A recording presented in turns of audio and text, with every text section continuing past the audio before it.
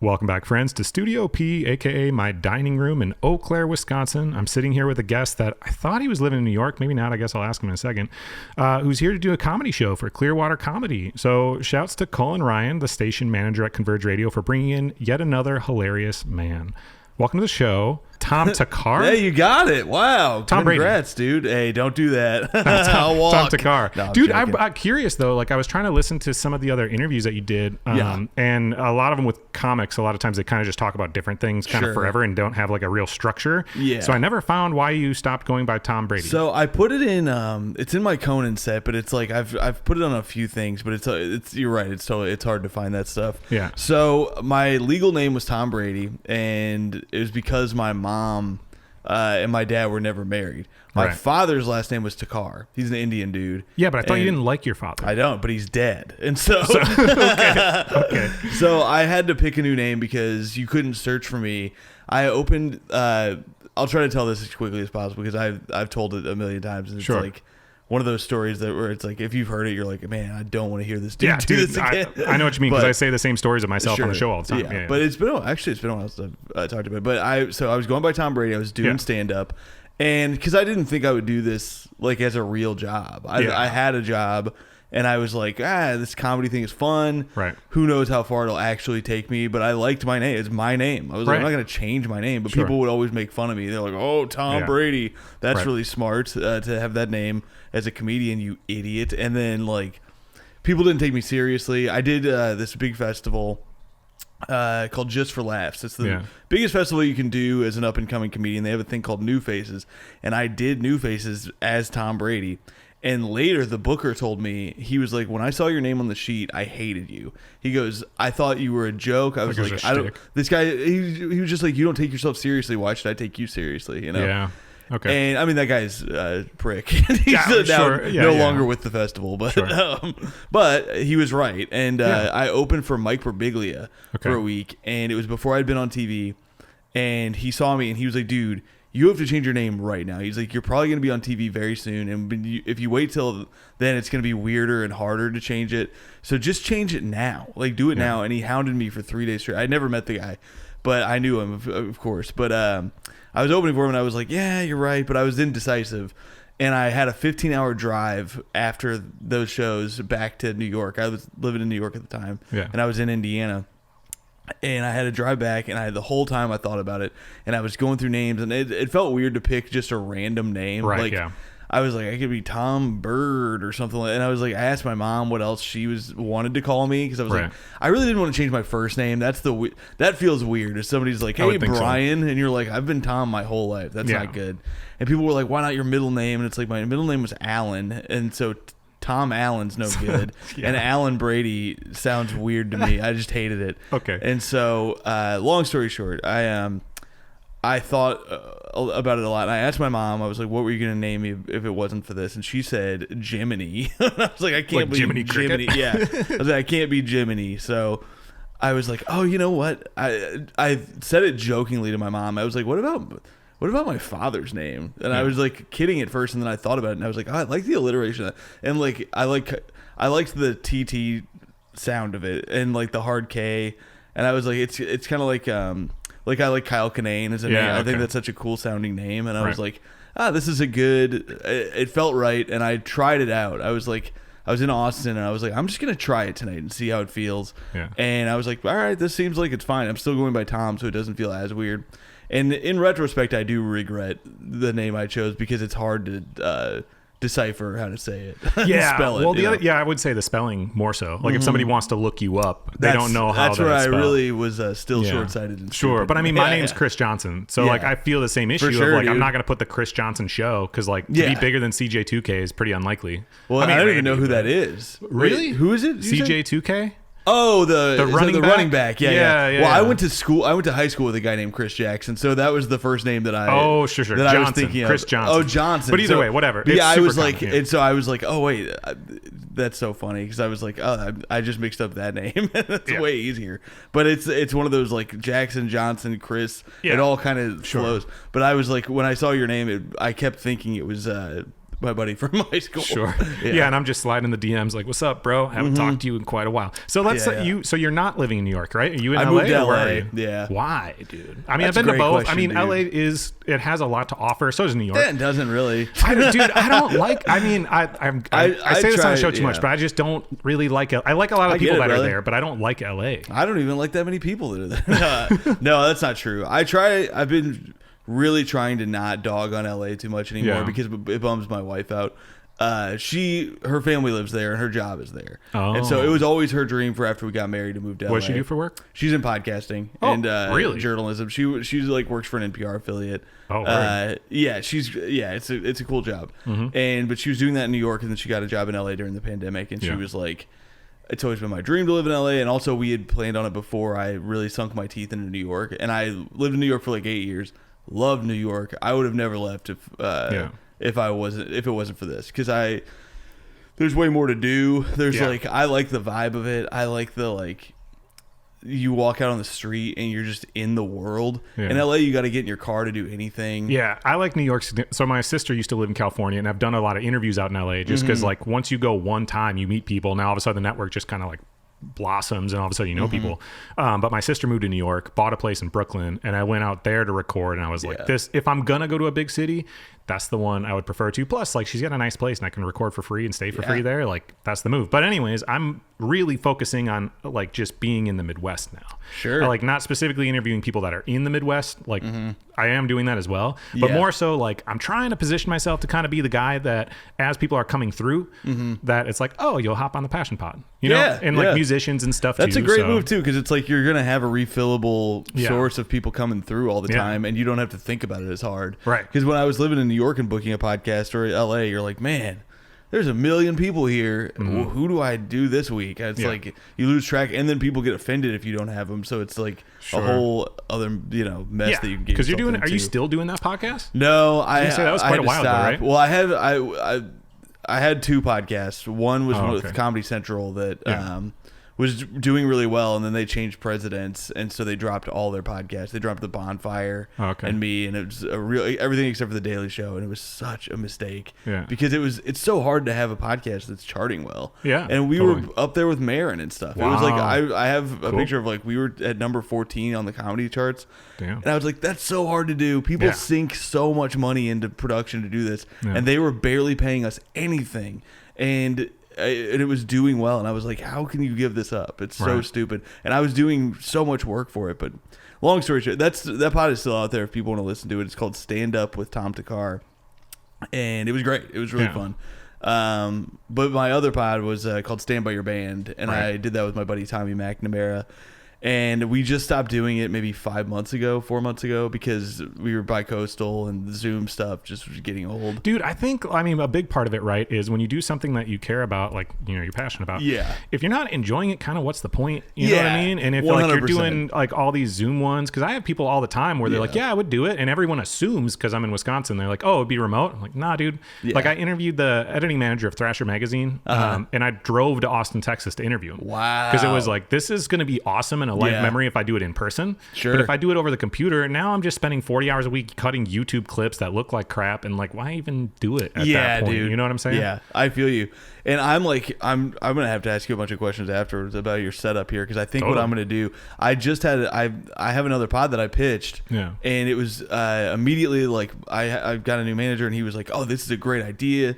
And we actually pitched it to our in-house production company, and they want to get it going immediately. And I was all hyped for it, and then they, out of nowhere, this was 4 months ago, I found out last week they were like, we're not going to do a podcast studio anymore. And I was I was going to have it made, because I was like, I'm happy to share any profits, but I was like, I just don't want to have to do that. I did it with my old pod, but having to edit together a bunch of clips, I don't know how you do it. Dude, it takes so. I've been I do a lot of things, right? So I own a skateboard shop, and that turns 10 in April. So I've been doing that a long time. I paint murals, some of the biggest ones in town. Do a lot of artwork, and then I do my show. So trying to find time to actually put what you need to into it is really difficult, and I get burnt out. But the beautiful thing is, by having different things, I can kind of pop between, right? So for the last like 6 weeks, I've just been all day, every day sitting on my computer, and it's been just like driving me insane. But I've been seeing, like, every day I seem to learn at least one new little trick to it, where I'm like, oh, this saves me a lot of time. And then when I look at it after 6 weeks of doing it, all of a sudden I'm like, damn, I'm way faster at doing this than I used to be. So I think it's just about like putting in that time for that while, so you can get to the point where you're like, okay, I can hammer this out pretty quick. I'm doing the exact same thing right now with stand-up clips, and they're way easier because it's like, it's not 3 cameras or anything. It's me just taking footage I already have and editing it and captioning it. But I got Adobe Suite whatever. Yeah, me too. And I had never done that, and it's been challenging. Like adding the captions and stuff? Yeah, and just like getting it to look good and pop, and like edit it to where the motion capture stuff like stays with me. Yeah, okay. It's like all this little stuff that I had no idea how to do. Yeah. And it's exactly what you said. And I told my wife that every day I would get frustrated. I have a MacBook Air, and it like crashes on me all the time. Can't keep up, right? And I'm like, I'm losing my mind. And then she has to remind me all the time. She's like, it's going to take time, but it's going to get easier. And then it's true. Like, I'll learn little caption tricks that I'm like, oh, this is way easier than what I was doing. But it's still a pain. Yeah, I interviewed my friend Miles Hass a while back. He owns Magic Men Live, like the biggest male strip show of the world, where Magic Mike like ripped off his name. You know what I mean? Yeah. But anyways, he did a podcast during the pandemic that was called the Strip Down Podcast, and it was huge. And it was like dating advice from the male stripper point of view, which was so funny. That's a great premise. Yeah, dude, they crushed it, and they were doing really, really well. But I was like staying at his place in Hollywood with him, and I was recording that week, and he was spending all day, every day on his computer. And this dude's a genius, and he's making a killing. Like, he doesn't need to be sitting here on his computer all day long. And I asked him that question of like, you could very obviously pay somebody to do this. We're staying in a super expensive penthouse in Hollywood. You don't have to be sitting on your computer editing these dumb little and he was like, look, here's the thing. If I want somebody to be able to do it well, I need to understand how to do it well in the first place. Then I can do it, and then I can hire somebody and show them exactly how I do it. So I know how long it's supposed to take. I know exactly how it's going to look. Yeah. That's the only way to do it. And it was like, wow, dude, I need to learn more from you.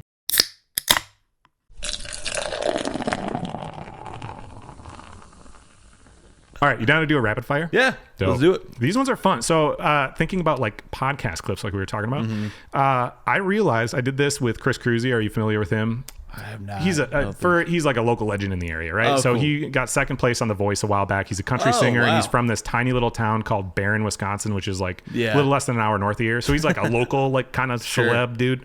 And we did a second interview. Normally I kind of do the overarching like life story, but I've been getting away from that a little bit. And we did a follow-up interview at his studio, and I was like, I'm going to do a rapid fire because we don't actually have to tell your story because we already told your story. You know what I mean? And then those clips are the ones that did the best. Nice. And they were the easiest because I got like 20 questions right there. Just boom, boom, boom, boom, boom. They're short clips. And literally before you came over, I checked my like YouTube analytics, and now the best, like most viewed video on my thing is one of those dumb little rapid fire questions. All right. Okay, so rapid fire. Here we go. Ready? Rapid fire. Yeah, dude. Favorite Girl Scout cookie?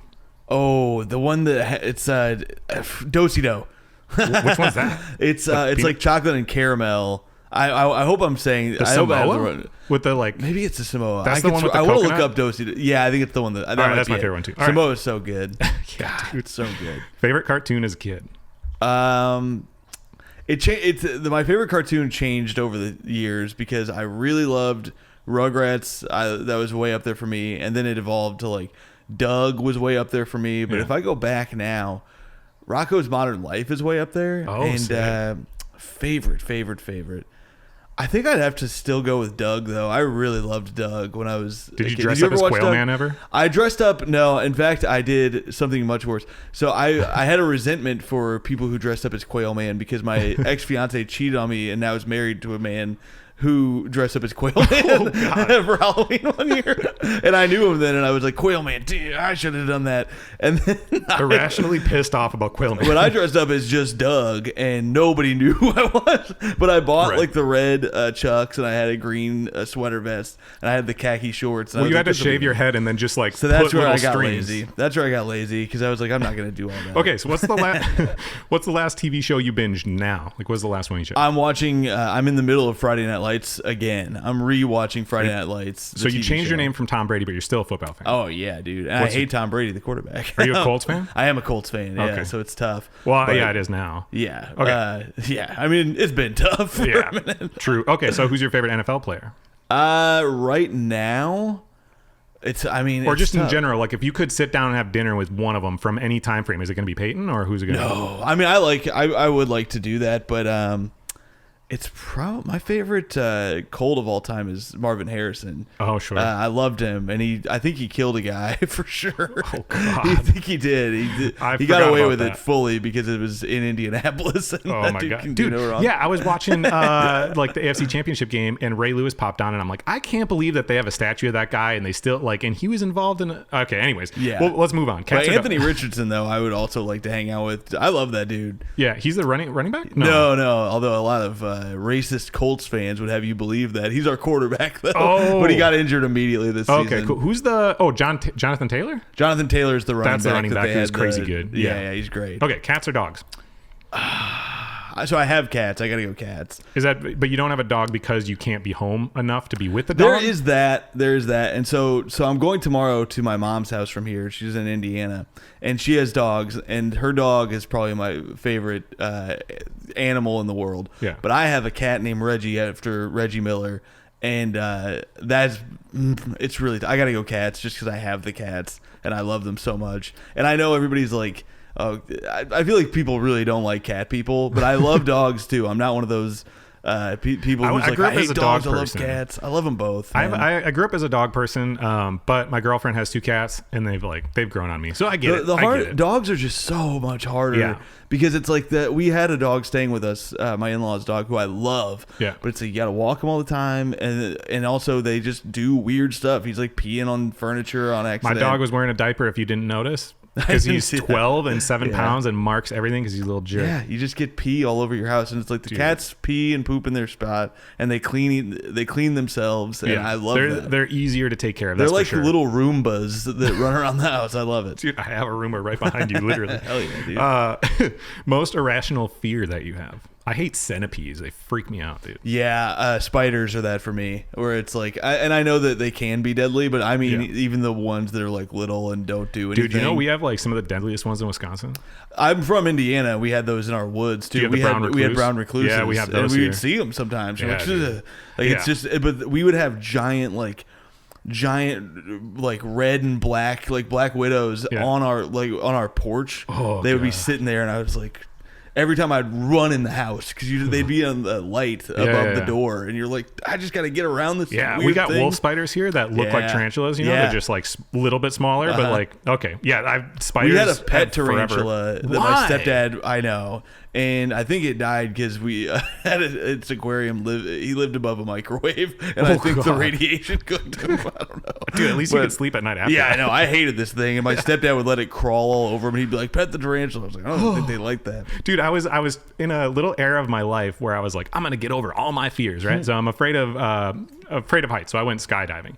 I'm afraid of deep water. I couldn't do that. Really? Skydiving? I think I recently became way more afraid of heights, where my heart goes a flutter if I'm like hiking and I get too high up. I'm really? I gotta sit down. Like it's weird. Yeah. Dude, well, that was the one though. Like I did that. I was afraid of deep water, so I became a scuba diver, which is the dopest thing and still scary every time I do it. That's awesome. But the one thing, I was in St. Louis at this place, and it was like a indoor zoo thing or whatever, and they were handing around like snakes and all this stuff, and I put like the big boa on me, whatever, and then they were handing around a tarantula to like little kids, dude, and it was a 2-story place, and I remember I looked at it and I was like, I walk, and I'll just walk 1 lap around downstairs, come up and do it. And I did like 3 laps, and I was like, I'm such a bitch. I can't do it. Yeah, it's tough, man.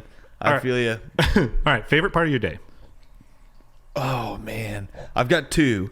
And I think I really like waking up, and I've got a new routine where I chug a big thing of water, and then I have my coffee, and I feel so good after it.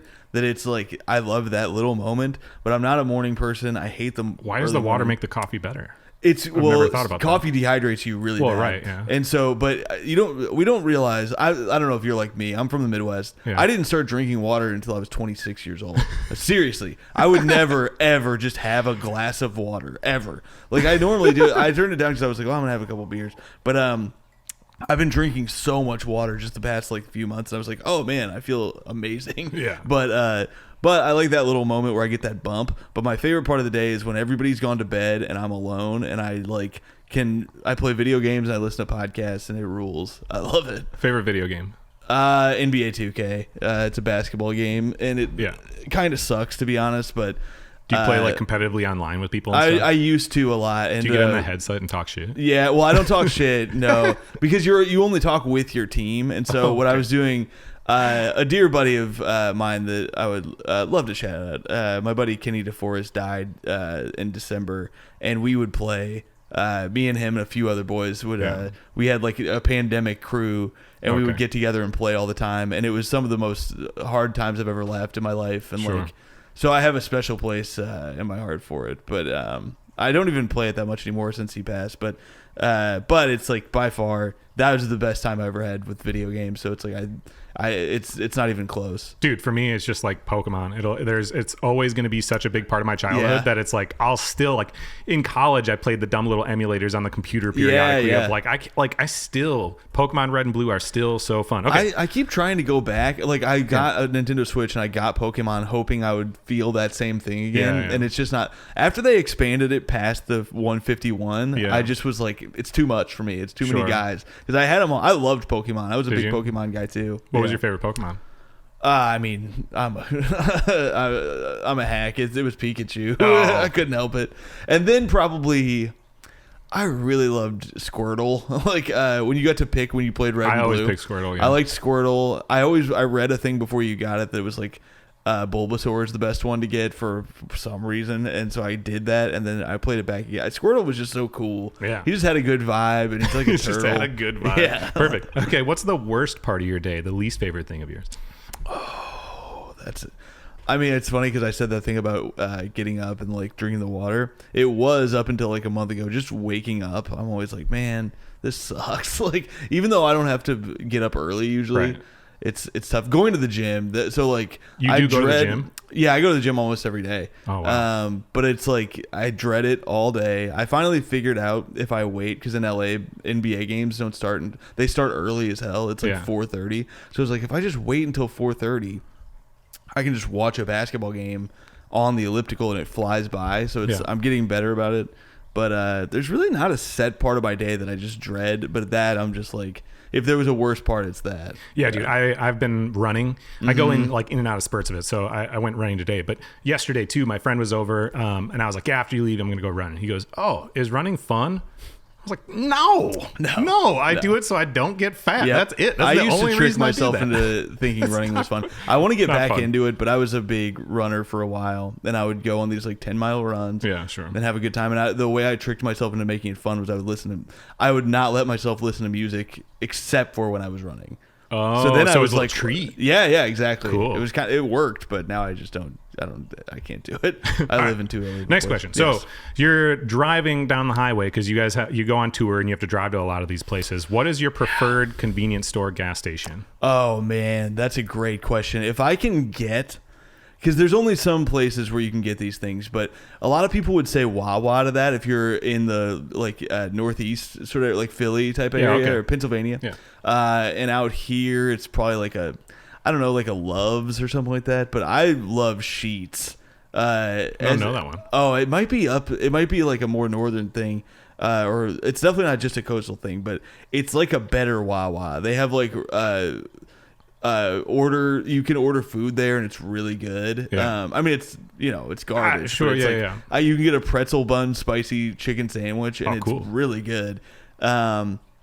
Other than that, I don't really have I grew up on BPs, and so I'm always like whenever they had that huge oil spill forever ago, I forever like not liked BP because of that. But here, dude, Wisconsin, like Quick Trip's just the best thing that's ever I went happened, to I was saying that grocery shopping thing. There's like grocery carts. The guy who one of the guys who was opening my shows this weekend in Janesville he was like Quick Trip needs to figure out if it's a grocery store or not. It's very funny. This dude's name is RV. I'm pretty sure. To look him up if you like that joke. But I was like, what are you talking about? And then on the way here, I stopped at a Quick Trip and I was like, I get it. It's cool. I liked it. Do you like Charlie Barron's? I've never been to a Charlie Barron. Oh, no. I thought it was a gas station. No, Charlie Barron's. It's so funny you said that. So that guy got brought up to me yesterday. I don't know him, to be honest. So okay. Well, anyway, so he did a whole...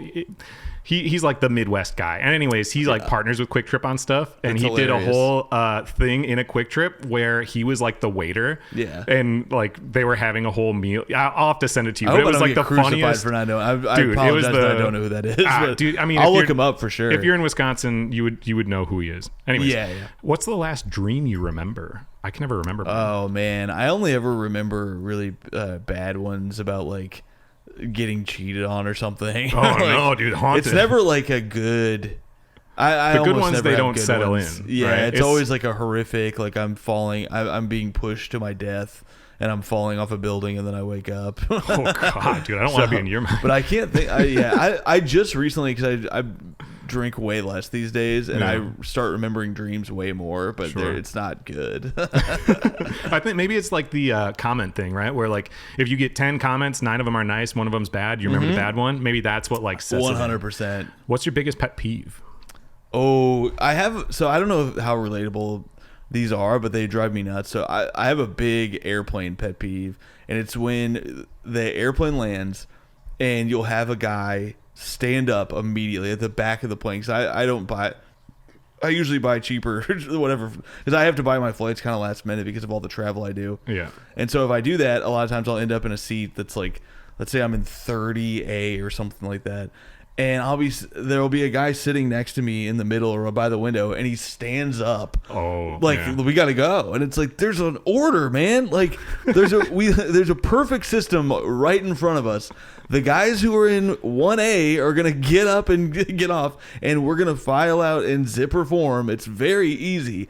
But there's these guys, and I get it. It's one thing if you're like, hey, I got to make a connection, I got to go. And those people always voice that, and I'm fine with that. These are people who are just like, well, we've landed, so clearly I have to stand up now. Like, it's my time to get off the plane. I don't like being on the plane. Let me off the plane. I'd like to be off now. It's like, we all want to get off the fucking plane. Sorry. Dude, I feel the same way. I actually, though, I got yelled at for that one time. Mm-hmm. I was in Thailand on like a short flight that was like within the country, right? Yeah. And the seats were like way more open and everything. So I wasn't doing the thing where you stand up and you're like over somebody else, you know what I mean? But I stood up and the stewardess like yelled at me. Oh, it was like, no, like whatever. I can't speak Thai, but anyways, but I realized that like that.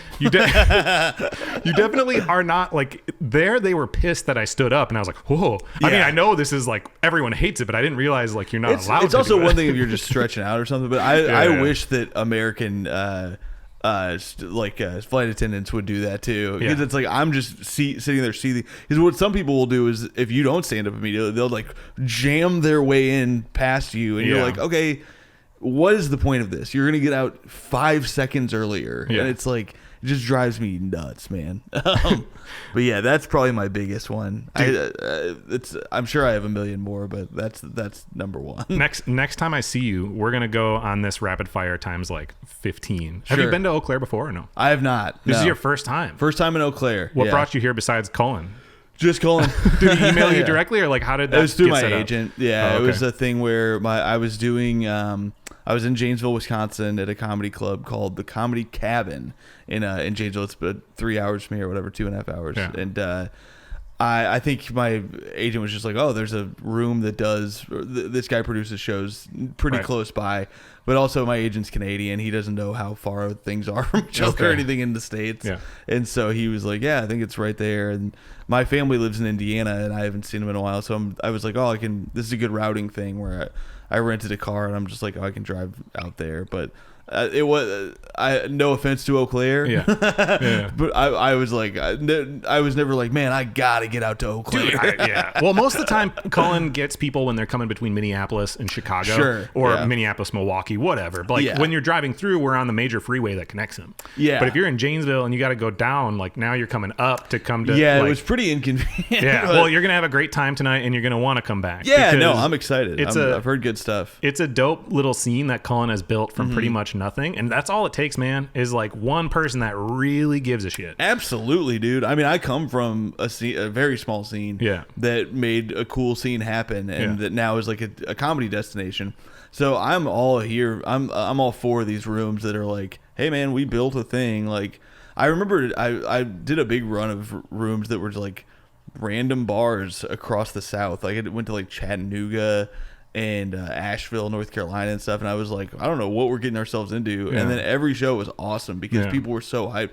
There was like a weekly show at these places that they were like, hey, man, we have people who just come and they love comedy. I think a big part of it, and then we're going to get to the next song break right after this, but I think a big part of it is that when you're in a town that doesn't have all that readily available to you, you get a lot more excited and you're a lot more appreciative of this person coming versus like if you're in New York, it's like, well, there's a big person performing every day. Yes. So like you take it for granted a little bit. But here it's like, whoa, Sean Patton's coming. Whoa, Sam Tallent's coming. Tom Takkar's coming. Like, I got to go because who knows when I'm ever going to see them again, because people in Wisconsin and Eau Claire, they don't go to New York. Like, that's a pretty uncommon thing. So if they're going to see somebody, it's like, oh, wow, Cullen brought this person in. Dope. And because he's been doing it for so long, there's a lot of people that go to every single one of them. So yeah, this is going to be dope. Awesome. And you'll be like Sean Patton, who I think he said it was his 8th time here somehow. Like, John's one of my best buds. Dude, I saw you did like, well, we don't have time to talk about it, but I saw that you did a show with him and I was like, I need to watch this. And then I didn't have time. So I apologize. I watched like 2 other interviews.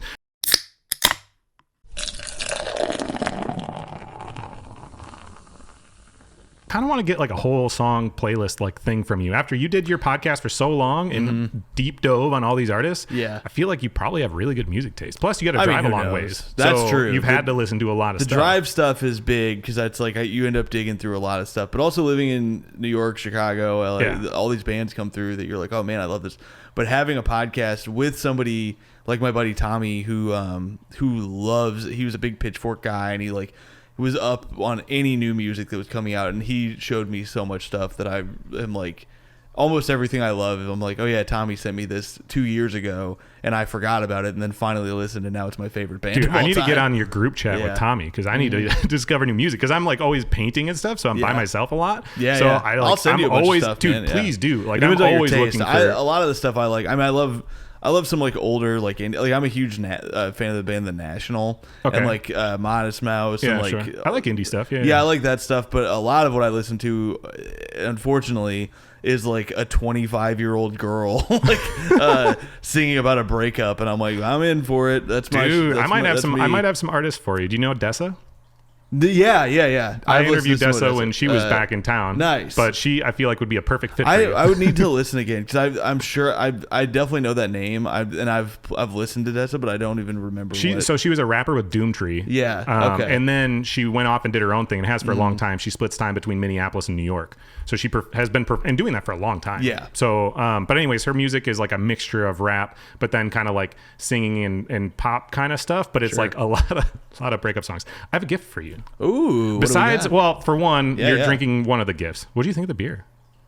So good. I'm gonna pop this other one. Yeah, dude, cool. Absolutely. Yeah. So Hop and Barrel, that's out of Hudson, Wisconsin, right on the border between Minnesota and Wisconsin, literally on the river that like separates the two states. Yeah. Oh, beautiful. But yeah, they're just the homies. They've been sponsoring the show since forever. Justin, the owner, he was awesome. a family lawyer, and then started making beer like at his house for fun, and then entering competitions, and then just was like, dude, I went to school for law, but I'm gonna open this brewery. And he's been crushing it. So I love that, dude. That's the way to do it. If you find something you like, that's absolutely what you got to do. Absolutely. Passion pod. And then the next one I have is this coffee. Oh, hell yeah. So Minimum Wage Tim's Coffee. This one's from Papua New Guinea. Look at that. You get to have that. Papua New Guinea. I need this. My mom never has coffee, so this is good. Yeah, dude. I go to her house, he lives in Minneapolis. It's just like a one dude thing. Love it. He went to college here, so small business. It's rad. He's slowly expanding, but he gets all these coffees from all over the place. Nice. And now, as of this episode's first one, we're going to be giving away coffee. Beautiful. So, look at that. If you want one of those, go find Minimum Wage Tim's on Instagram, follow him, and DM him this password, which is long live minimum wage. And he's going to pick one winner the week that this episode comes out. He'll pick one winner, and he will send you a bag of that to your house for free so you can try some. Beautiful. But hopefully you like it. I mean, I would imagine. I'm excited. Yeah. Smells good. Yeah. Smells great. Yeah. All right. So I told you about this question earlier. Yes. When you do something that you're passionate about for a living, you get to have really unique experiences that are very meaningful to you. They're not usually money related at all, but they're the ones that make it like, oh, wow, I would gladly get paid way less money and work way more to do this because of this reason. What's the story you can share? I mean, for me, I never did this because it was money. Like, I never imagined money would be part of it. I had a job that I was working in a hospital. Not unlike your brewer friend, I was like, I'm going to go to medical school and become a doctor. And I was working in a hospital, and I was going to Indiana University, and a comedy club opened, and I just fell deeper and deeper into it. And I was like, I'm going to switch gears. I was like, oh, maybe I'll become a nurse or a nurse practitioner and do this. And then I slowly just was like, this is it. I still worked at a day job, but at the day job I had, I remember being like, well, this is the safe option if I keep doing this. And then a bunch of people got laid off. And I was like, people who were 50 years old and didn't have a college degree, but had worked in this software for hospitals, and now it was irrelevant, and they were screwed. And I was like, if that safe option isn't even safe, what are we doing? Right. And so I got into this, and one of the things that, I mean, I'm trying to think of like a specific, there's not like a specific show or something I did where I was like, this happened and it meant like it was enough, but just doing it and having fun sets and like writing a new joke and seeing it work, that was always like, that's real. You're like, that's a real moment that you created, and it's so much more fun. But doing that podcast for Comedy Central, I had so many moments where people were emailing me saying like, hey, it was during the pandemic too, so people were like, man, this is like saving me. I don't know what I would do without this. And like that, I was like, this is crazy. It's just me talking and having fun. And I, it was very little, I mean, it wasn't big money at all, but it was just like, this is great. But dude, when you can have an impact on somebody, like when you work for a company, you don't know how big of a role you have in that company's success because there's other people involved. But when you do something that you build from the ground, just you, it's like all the successes are 100% because of you. The failures are 100% because of you. But because you know that you're the one who did everything from the beginning, it's way more rewarding. 100%. The other thing I would say, and I say this to my wife a lot, and like also I just say it to my friends, the gift of doing my job, that it doesn't pay as good as a lot of other things you can do, but the community, like when I had my wedding last year, I was like, I looked out at the community I built, and I was like, this is awesome. Like I have the funniest friends in the world. I think about it when Sean Patton, former guest, there many nights we've closed down bars and it's like 5 a.m, and I loved that dude when I was 6 months into stand up, and I was watching these guys. So getting to like hang out with these guys that you're like, man, these guys are geniuses, and then you just become with them, and you're like, oh man, now this is just my life, and it's awesome. Like getting to hang out with the funniest people in the world. It's a lot of psychos. It's some of the worst people you'll ever meet, but some of them are just brilliant, beautiful people. And you're like, man, this is so cool that we just get to hang out and live and do this all the time. It's awesome. Yeah, dude. Well, and it's inspiring to be around those people. Yes, 100%. You know what I mean? Because when you're around somebody else who also cares about the thing that you care about, then all of a sudden you get excited talking about it, and it's just this like back and forth bounce. With most people, they just bitch about their job. And obviously, of course, there's things about it that you bitch too. Totally. Yeah. It's just more fun. Yeah. Well, true. Yeah. But a lot of it is like, oh, you saw this person do this, and you're like, oh, hell yeah, that gives me this idea. And then you can bounce it off of those people like, hey, I've been thinking about this or whatever. But having that community, that's the funny thing. When you work by yourself, people say, oh, isn't it lonely? It's like, well, it depends on what it is, because like you're not really working by yourself anyways. No. You know what I mean? There are times when you are. Like, yeah, totally. I have a 7-hour drive tomorrow, but it's like even that, I kind of like stuff like that because I'm like, well, that'll give me time to listen to all the episodes of Passion Pod. Exactly. I can catch up on PP. Yeah, exactly.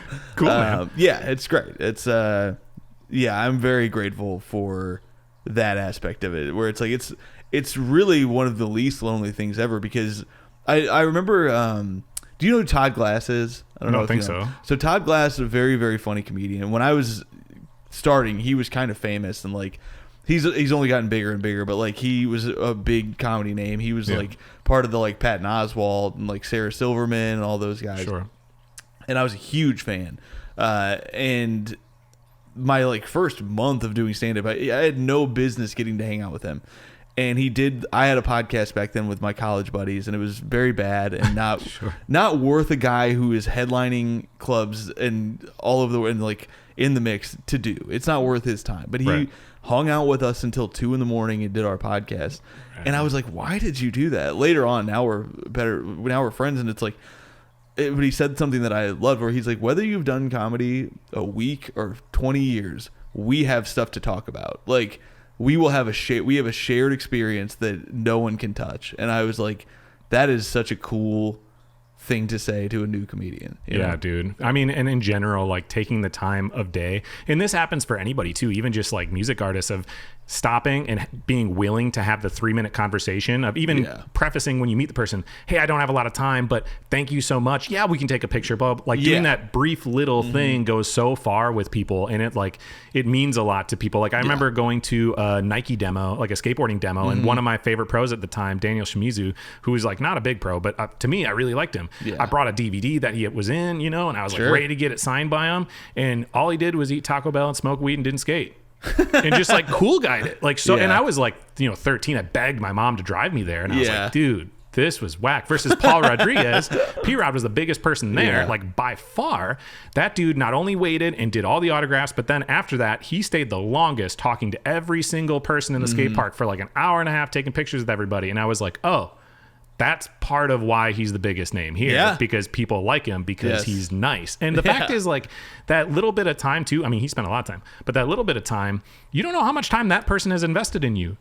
They could have listened to every single episode of your podcast. So like the least you could do is give them that 1 minute. I know you don't have a ton of time, so I won't take a whole bunch more minutes of yours, because we got to get over to we gotta go to the show. We got to go downtown.